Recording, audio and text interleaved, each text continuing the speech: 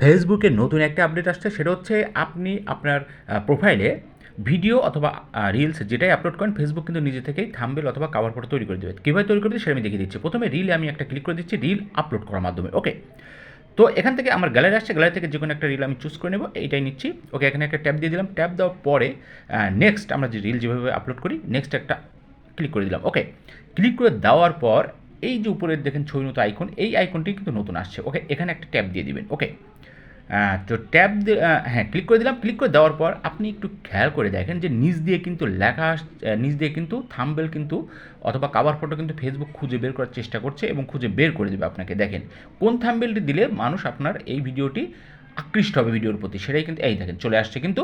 এবং শুধু তাই নয়, আপনি কিন্তু হাত দিয়ে ধরে টেনে কিন্তু আমি দেখিয়ে দিচ্ছি, দেখেন টেনে কিন্তু আপনি নিজের ইচ্ছা মতো আপনি কভার ফটোটা চুজ করতে পারেন। তো এভাবে আপনারা করার পর সেভে একটা ক্লিক করে দিলে কিন্তু